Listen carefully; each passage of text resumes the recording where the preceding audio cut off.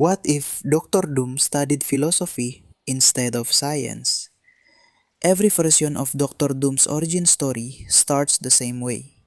A brilliant scientific mind, an experiment that goes catastrophically wrong, and a man who emerges from the wreckage more convinced than ever that he alone can fix a broken world through sheer intellect and control.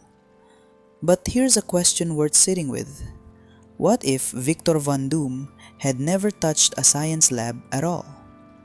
What if, instead of engineering and sorcery, his path had run through philosophy, through the humanities, through the study of the human mind instead of the study of machines and magic?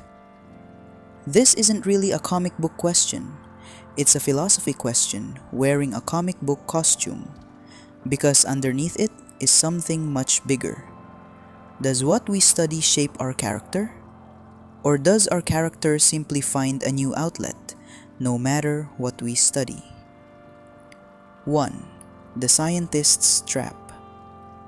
In nearly every version of his story, Doom's downfall comes from the same root cause. He trusts his own calculations over everyone else's warnings. He believes so completely in his own intellectual superiority that he ignores the one colleague, often depicted as Reed Richards, who tries to warn him the experiment isn't ready. This is a very real pattern in how technical scientific training can sometimes shape a mind. Not always, but often enough to be worth naming. When your entire discipline rewards being provably, verifiably correct, it's easy to start believing that correctness in one domain means correctness in every domain, including judgment about people, ethics, and yourself. The Stoic philosophers had a specific term for this blind spot. They'd call it a failure to distinguish between what is up to us and what is not. Doom's science tells him the equations are right, but whether to proceed, whether to listen to warning, whether his own certainty might be flawed, that part was never a science question. It was a character question. And that's precisely the part his training never touched. 2. What arts and philosophy actually train? Here's where the counterfactual gets interesting. Humanities education, philosophy, literature, history, trains something fundamentally different from technical mastery. It trains you to sit with ambiguity, to hold two conflicting ideas at once, and to constantly question your own certainty.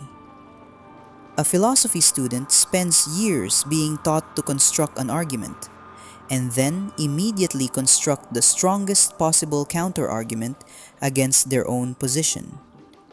This is literally the practice of Socratic dialogue we've talked about before on this channel. Assume you might be wrong, and go looking for exactly where. If Victor Von Doom had spent his formative years in that kind of training instead of an engineering lab, the core flaw in his character, an inability to accept correction, would have been challenged constantly as a matter of daily practice, rather than reinforced by successful equations. That doesn't guarantee a different outcome, but it changes what he'd have been trained to doubt. 3. The Stoic diagnosis of Doom's actual flaw. Let's apply Stoic philosophy directly to Doom's character, regardless of what he studied. The Stoics, particularly Epictetus, built their entire framework around one core distinction.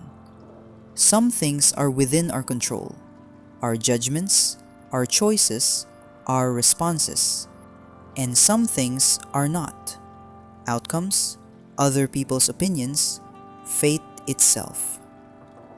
Suffering and moral failure in Stoic thought come from confusing the two, trying to control what you can't and neglecting what you actually can. Doom's entire tragedy is a textbook case of this confusion. He tries to control outcomes, the fate of Latveria, the behavior of his rivals, the direction of the entire world, through sheer force and intellect.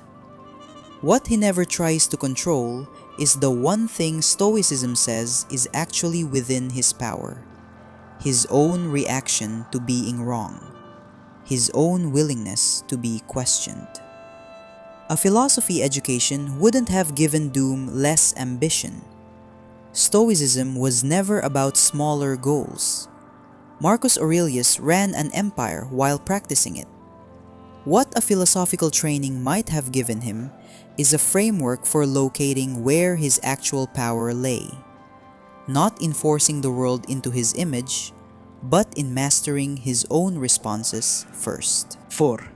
Does the field of study actually matter?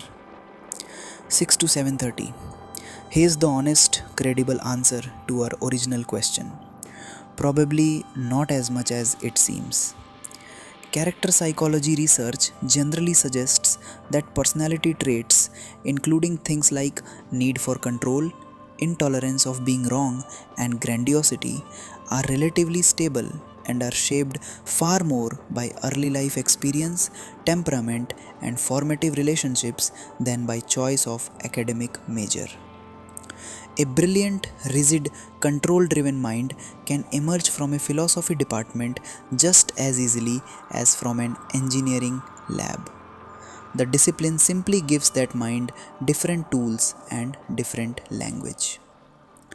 Doom, as philosopher, might not have built a suit of armor.